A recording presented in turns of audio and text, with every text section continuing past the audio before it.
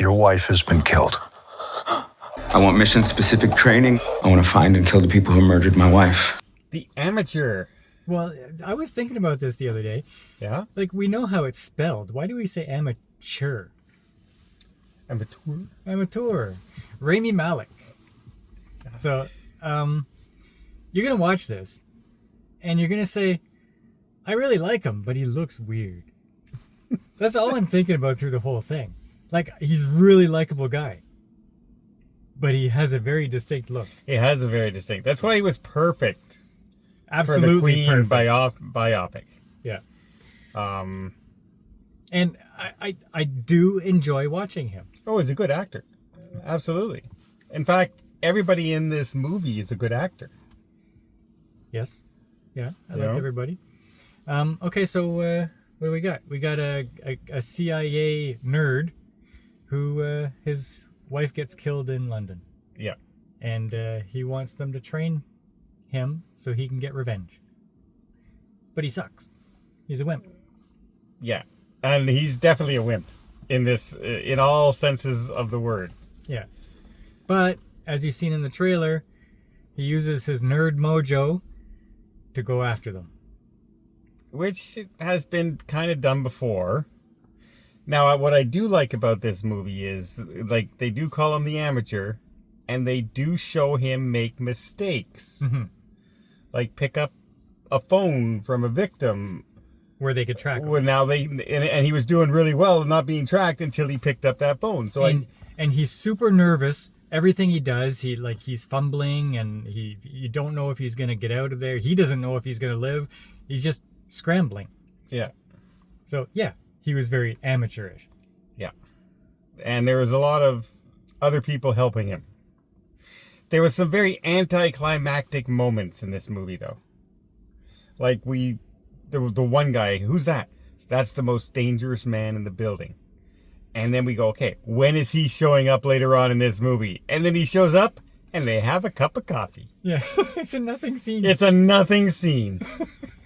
I figured maybe at the end he'd show up on the ship, something. Yeah. Or he'd be the guy in the car. Something. And you know, it's John Barenthal, and he's, you know who he is. Yeah. He's, what's his superhero name there? The Punisher. So he's the Punisher. Yeah. And he's the strongest man in the building. You know he's going to do something awesome. Just waiting for it. Nope. Does nothing. Nothing at all. Now, while I do like watching Rami Malek, I didn't feel his attachment to his wife. They tried too much to put the emphasis on his sadness. Like his panic and that. Like, we didn't get a chance to know they're in love. And they tried to do it with all the flashbacks, with her showing up as kind of like, you need to sleep now. Like, she shows up all through the movie. Yeah, but I'm talking about, like, even before the incident where she perished. Like, I felt the love from her, but I didn't get it from him. Like, I don't think he pulled that off.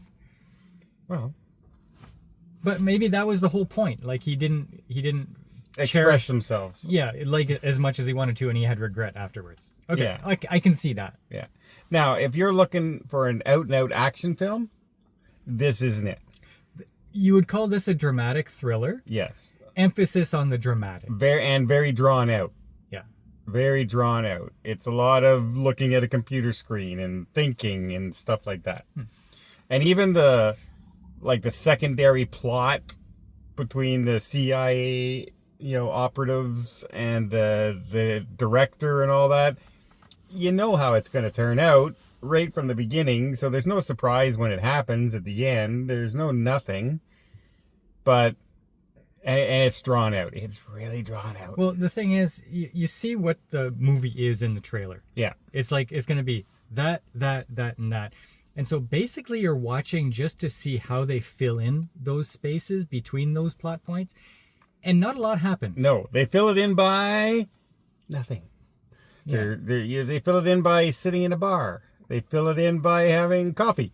They fill it in by looking at computer screens and filing stuff. Now it is kind of interesting, like how he manages to pull the wool over some people's eyes and the little tricks he does. Like, that was kind of interesting. Yeah, but they're so far between each other. Mm-hmm.